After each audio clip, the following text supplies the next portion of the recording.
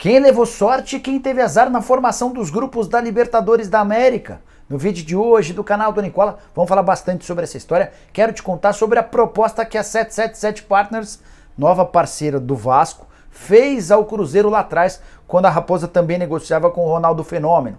Informações importantes sobre o clássico entre São Paulo e Corinthians, Rogério Ceni exigindo casa cheia. E Vidal se encontrou mesmo com dirigentes do Flamengo durante a estada do Chile no Rio de Janeiro. Para completar, tem as últimas do mercado, uma série de novidades importantes, como por exemplo a demissão de Thiago Nunes do Ceará. Você não perde por esperar. Antes, só me apresentar, sou Jorge Nicola, jornalista esportivo e dono desse canal no YouTube com quase 1.200.000 inscritos, com a missão de deixar você super bem informado sobre as coisas do futebol. Para não perder absolutamente nada, aperta o botão vermelho de inscreva-se, ativa as notificações para ficar por dentro de mercado, bastidores, transferências, enfim, tem um monte de coisa legal. Bora contar que todo esse conteúdo tem um oferecimento de Brasino 777, casa de apostas esportivas que tem o melhor bônus do mercado. 250% em cima do valor do seu depósito. Para não ficar fora dessa, é bem simples. Pegue o seu telefone celular, aponte para o QR Code que eu estou mostrando na tela ou use o promo code Nicola250. Tem também um link aqui no comentário fixo, beleza? O Brasino 777 preparou odds bem legais para os jogos do Campeonato Paulista. Nesse sábado tem Palmeiras e Red Bull Bragantino, vitória do Palmeiras pagando R$1,56, o empate pagando R$3,95 e se der Bragantino no Allianz Parque você vai receber R$6. Já entre São Paulo e Corinthians, vitória do Tricolor no Morumbi paga R$2,28, o empate paga R$3,15 e a vitória do Timão pagando R$3,30. Curtiu? Não se esquece, se cadastra agora mesmo para aproveitar todas as vantagens. Bora começar o giro de notícias com uma informação sobre a Libertadores da América, que terá 5 técnicos portugueses na edição de 2022. 3 desses portugueses trabalham em território brasileiro: Paulo Souza no Flamengo, Abel Ferreira no Palmeiras, tem também o Vitor Pereira no Corinthians. Os outros 2 portugueses ligados a clubes na Libertadores são o Renato Paiva, do Independente Del Valle, cara que foi pretendido por alguns clubes brasileiros, além do Pedro Caixinha, que dirige o Tajeres, os portugueses fazendo sucesso por aqui. Bora falar agora sobre o Tomate. Vocês lembram da história do Tomate? Goleiro que surgiu na Copa São Paulo de Juniores, num jogo contra o Atlético Mineiro, ele foi substituído antes de o Atlético bater um pênalti. Flagraram ele chorando no banco de reservas. Essa história ganhou o país e o Botafogo decidiu por contratá-lo para o time sub-20. Mas até agora o Tomate não pôde atuar pelo time sub-20. A alegação oficial do Botafogo, por meio das categorias de base, é de que a SAF impede alguns acordos. Mas, na prática, pelo menos é a interpretação que eu faço, é de que o Tomate não foi bem avaliado pelo responsável pelas categorias de base. E aí é sacanagem com o menino, né? Que teve seu sonho cortado na Copa São Paulo, viu a possibilidade de prosperar no Botafogo e agora não pode ser nem aproveitado. Acho que o Botafogo, especialmente os homens das categorias de base do Botafogo, deveriam ter mais carinho com esse menino. Bora falar agora sobre Patrick de Paula, também sobre o Botafogo. Foi apresentado, vestiu a camisa do clube e disse o seguinte: estou agora com a camisa mais tradicional do Brasil. Você concorda? Use o espaço para comentários para opinar.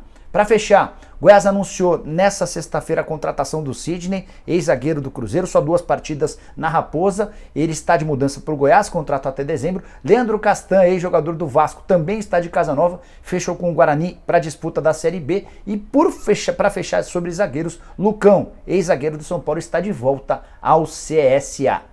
Aproveitar que falei sobre um time nordestino e contar sobre outro. O Ceará não tem mais Thiago Nunes como seu técnico. Não houve um anúncio da demissão e sim da saída do Thiago Nunes, mas a julgar pelos últimos resultados dá para entender que o Ceará entrou ou pediu para que o Thiago Nunes fosse embora.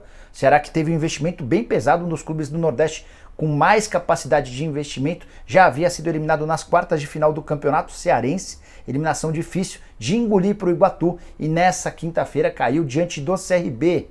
Empate no tempo normal em casa e derrota nos pênaltis. O Ceará não tem mais competição nesse primeiro semestre para disputar ou para ser campeão. Para disputar tem, mas para ser campeão as possibilidades já estão esgotadas.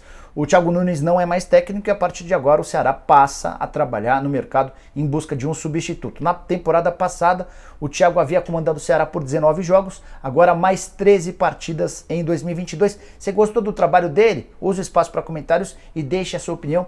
Eu entendia que o Thiago lá atrás, quando surgiu no Atlético, seria um dos principais treinadores do futebol brasileiro. Mas depois das passagens pelo Corinthians, agora também pelo Ceará, tenho certeza de que não será um dos principais. É um cara que precisa evoluir muito, especialmente na gestão das pessoas. Bora falar sobre Libertadores, rolou o sorteio dos grupos.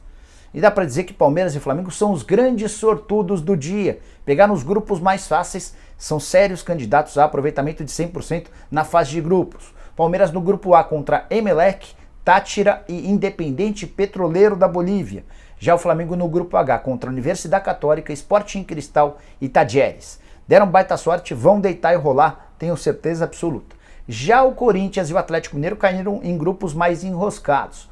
Corinthians está no grupo D, ao lado, ou melhor, o Corinthians está no grupo ao lado do grupo E, ao lado do Boca Juniors, do Deportivo Cali, do Always Red. O Always Red é um time que joga na altitude de La Paz, para falar a verdade, até um pouco mais alto que La Paz. O Cali é um time chato na Colômbia e o Boca Juniors não precisa apresentar, acaba de vencer o River Plate no Monumental de Núñez. Já o Atlético está no grupo D, ao lado do Del Valle, que costuma dar trabalho, pelo menos foi assim nas últimas edições de Sul-Americana e de Libertadores, do Tolima, que tem crescido, e do América. Olha que azar, América e Atlético no mesmo grupo. Tem a vantagem do deslocamento, você não precisa nem viajar, mas é possível que a gente perca um dos brasileiros nesse grupo. Ou será que dá para passar os dois? Se você acredita, use o espaço e opine. Para fechar, contar que o Fortaleza está no grupo F, ao lado do River Plate, do Colo-Colo e do Alianza Lima. O Atlético Paranaense caiu no grupo B com Libertad, Caracas e Strongest. Só um dos 8 grupos não tem presença de brasileiros. Bora falar agora sobre a proposta da 777 ao Cruzeiro. Aí você deve estar pensando, Nicola ficou louco. 777 está fechando com o Vasco, verdade. Negociações bem avançadas, o Vasco já topou, só faltam as aprovações do Conselho Deliberativo e dos sócios. Negócio com o Vasco fechado por 700 milhões de reais. Mas eu me refiro a dezembro do ano passado, quando a 777 também conversava com o Cruzeiro. Na oportunidade, o Cruzeiro tinha 2 propostas em mãos, uma do Ronaldo e outra da 777. O Cruzeiro optou pela do Ronaldo porque a oferta da 777, e essa informação que eu quero trazer com exclusividade, era a seguinte: 250 milhões de reais em investimentos, era isso que o Cruzeiro teria, e mais 200 milhões de reais para pagamentos de dívidas. Só que estava bem claro no contrato que essas dívidas tinham que ser a totalidade, ou seja, o Cruzeiro precisaria reduzir suas dívidas de 1 bilhão para 200 milhões de reais. Algo impensável, impossível.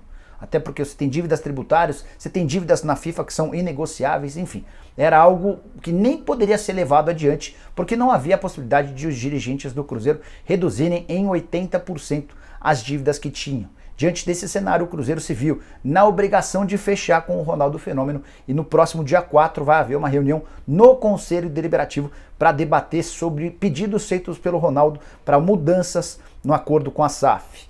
Só para completar nessa história entre Cruzeiro e 777, é legal lembrar que não havia nem a previsão na proposta da 777 para o pagamento das dívidas na FIFA. Havia a necessidade de uma grana urgente. Ronaldo fez esse depósito de 23 milhões de reais para que o Cruzeiro pudesse voltar a contratar jogadores. A 777 só começaria a investir depois de 60 dias do acordo.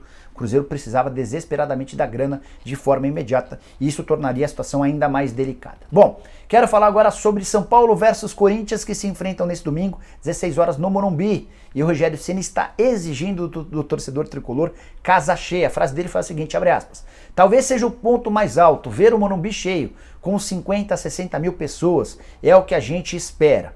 Os primeiros ingressos já foram vendidos. São Paulo deve fechar sexta-feira com mais de 20 mil ingressos comercializados com o seu torcedor e a certeza de casa cheia. Não tenho a menor dúvida de que o São Paulino vai comparecer. Torcida única, metade da receita fica com o São Paulo, metade da receita com o Corinthians. Aí você deve estar se perguntando, Nicola, qual a lógica de o Corinthians pegar metade da receita se a torcida é só do São Paulo? Como o Campeonato Paulista tem as fases de quartas e semifinais apenas em jogo único, ficou estabelecido no regulamento que metade da receita fica para cada um dos clubes, ainda que esse clube que vai receber como visitante nem tenha levado torcida. Na final isso muda, são jogos de ida e volta, o time da casa fica com a receita determinada ou gerada por seu torcedor.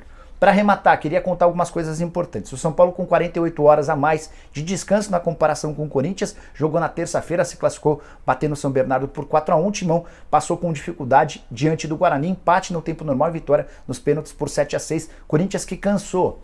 E essa partida, válida pela semifinal, garante a vaga na decisão, garante a possibilidade de título e também mais dinheiro.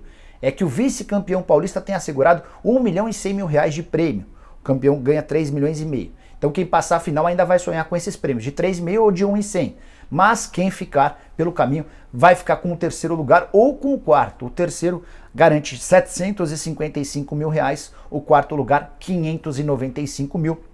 Uma diferença gritante do primeiro, que pode faturar 3,5 milhões para o quarto, que fica com quase R$600.000. Quero fechar o vídeo falando sobre Arturo Vidal, meio atacante chileno que pertence à Inter de Milão e que deu uma entrevista polêmica recentemente, deixando bem claro que quer jogar no Flamengo.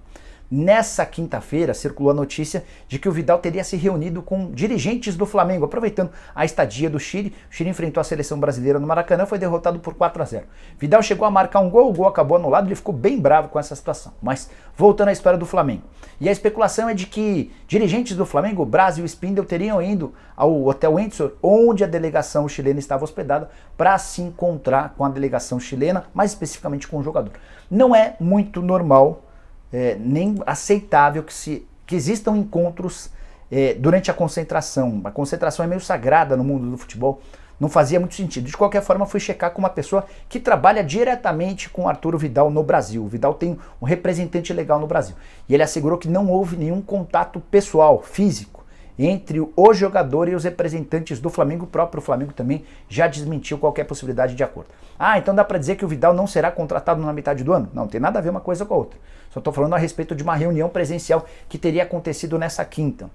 O Vidal tem contrato com a Inter de Milão até a metade do ano e já deixou bem claro em uma entrevista recente lá para o Chile que, se depender dele, vai trocar a Itália pelo Brasil, mais especificamente pelo Flamengo, embora o rubro-negro ainda não tenha demonstrado todo esse interesse que tem do outro lado. A gente vê o Vidal muito animado com a ideia de jogar no rubro-negro. Os dirigentes do Fla, toda vez que falam sobre o tema, adotam uma enorme cautela. Até porque em outros movimentos feitos junto ao Vidal, sentiram muita dificuldade do ponto de vista financeiro.